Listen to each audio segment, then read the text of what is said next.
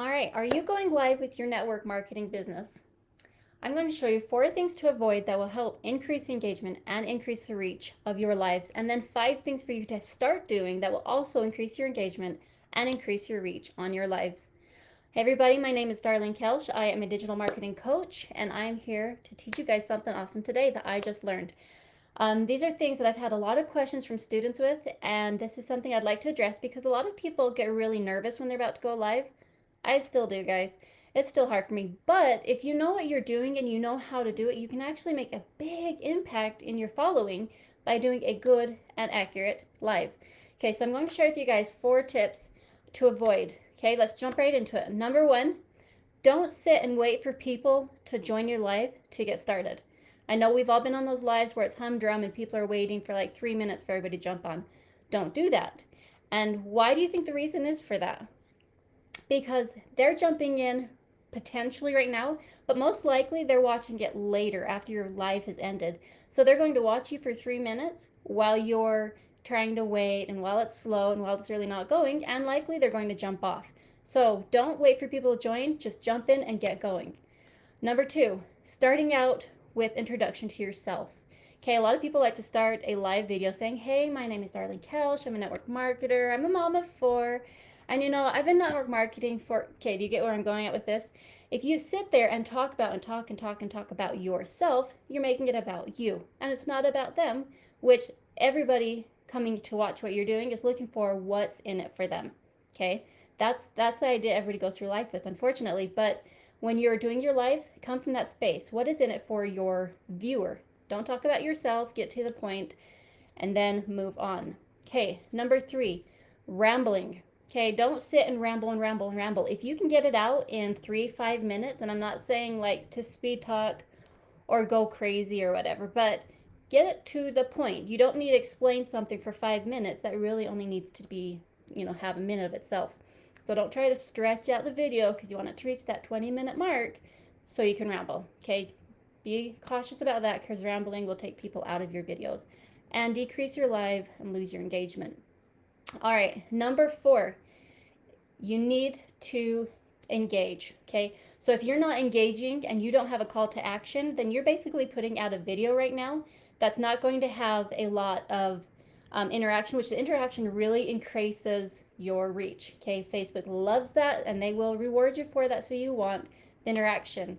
And as I say this, I see Jennifer. Hi Jennifer, how are you doing? I'm doing great today, thankfully. Things are looking a lot better. But yeah, so you definitely want engagement, you want to ask questions, and you always want a strong call to action. Okay, and we'll get into that with the next 5. But let's go over those real quick. Things to avoid when you go live. Okay, just like this. To avoid, don't wait for people to join. And don't start out talking about you first. Okay, don't do that. And I'll explain this in a second. Number 3, don't sit and ramble. Okay, get to the point. Especially nowadays, people are so impatient and they just really want the juice, the meat, and they want to get off and move to the next thing. So get to the point. Don't let them have enough time to lose interest, okay? Serve it, give it, make it great, okay? And then number 4, not engaging and no call to action. If you're failing to engage and you're failing to have a strong call to action, you're actually losing all that power you built up in your video. So imagine you're actually watching somebody do a video and it's powerful, it's amazing, and then it cuts off. And they're like, hey, well, have a nice day, and they drop off. And you're like, wait, I wanted to know more. Or maybe I wanted to follow them. Or maybe I wanted to buy what they're talking about. It would be really weird, right? So if you're not engaging, if you're not having those conversations like Jennifer just popped up and said hi, that's odd to not be having those conversations. And then if you don't have that call to action, you leave them hanging. Okay, so those are 4 things to avoid. And the engagement. You avoid not having engagement, avoid not having call to action. All right, so 5 things that you're going to add to your live that's actually going to increase your engagement and increase your reach. Okay, so number 1, start with what's in it for them. If you go back and replay this video, you're going to see that I said 4 things to increase your engagement and reach. I let you know exactly what you're going to get with my video. I don't start out with me, I start out with what's in it for you. Okay, so that's number 1. Number 2, yes, you want them to know about you. Okay, this is number 2. Let them know about you, but do it in 1 sentence. Okay, 1 breath. Okay, you don't want to make it long. They really, unfortunately, don't care about all the details. They just want to know what you can do for them. So yes, my name is Darlene Kelch. I'm a digital marketing coach. And here's what I'm doing today. Just whatever you feel like you need to say, get it out there, get it quick, and don't sit and ramble because they really don't care about that. And that will lose engagement if you are the rambler, just so you know. All right, number 3, deliver the goods they came from. This plays into the non-rambling, but you want to deliver the goods. They know what they're there for, so don't take 5 minutes to get there. For me personally, a pet peeve is when I jump onto a video to do a live with somebody and they spend the first 5 minutes introducing everybody. Oh, hi, where'd you come from? And it's fun to like engage. They're like, hey, Jennifer. Sorry, Jennifer, your name's there for me. Which I love connecting this way, but to sit there and you spend the first 5 minutes, I'm sure you know what I'm talking about. If you get this, if you understand this and you've had this experience, give me a 1 in the comments below. But you'll sit there and you're listening and they're going on and introducing everybody that comes in, and 10 minutes later, they finally get to the goods. You're like, okay, could have avoided that.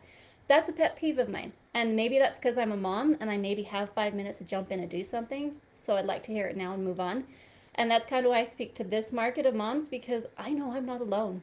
You guys are probably like, yes, give me the goods so I can move. If that resonates with you, if you're like the person who just like, give me the goods, let me move on, give me a 2 in the comments below, because I'm curious. That's more how I am. As a mom, I don't have time for the chitter chatter. Maybe I need to learn to slow down. Who knows? All right, number 4. You want to engage by asking questions. Okay, this one can be hard for some people. And if this is hard for you, this is so normal, guys. It is not odd to have a hard time interacting. I'm looking at this little lens on my computer, and I have to pretend it's a face, it's a person over there, which it is, and I've had to learn to really love the people that are watching and appreciating them and engaging like they're really there. And then you're remembering to ask those questions and get the engagement out there. And if you can do that, that's going to make a huge impact, not only for your algorithm, which Facebook loves, but the people watching are going to love that you're interacting with them and playing with them as you go in your live, okay? So I challenge you to try to get comfortable. Ask 1 or 2 questions in your life. It doesn't have to be big. And, post it. Write down 2 questions you want to ask in your life and put them right next to your camera, so that when you go live, you're like, okay, we're going to ask this question, and have them engaging just like I did. Give me a number 1, give me number 2. Get them engaging and make it fun. And that will increase your algorithm, so Facebook will show your video in front of a lot more people. And then it's just more fun and more people want to engage, which then, all the love. Facebook just loves you for it. All right, number 5, end with a clear call to action. So before you start a video, always begin with the end in mind. Okay, what is your intention for this live? What do you want the end result to be? Okay, so if you're just looking for engagement, then you could say, hey, give me a thumbs up or give me some love if you got some value here. Or I like to say, give me #value if you got value here, and they'll post that in the comments below. A hook that a lot of people do. So I'm giving you a tip here. Keep it to 1 live or 1 call to action, you guys. Okay, so don't say, hey, if you got value, give me #value. If you know somebody who can get value from this, share it with them.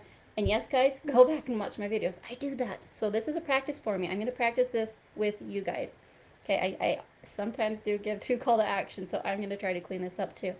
But give 1 call to action. And the reason you want to give only 1 call to action is because when you're giving multiple, it actually creates decision fatigue. And people are like, ah, and they don't know what to do, and they'll do nothing. And that's the worst thing you can have happen on your live video, is for nothing to happen, okay? So figure out what that 1 thing you want them to do is, and state it in your live. And you can state it a few times. It doesn't have to be at the very end.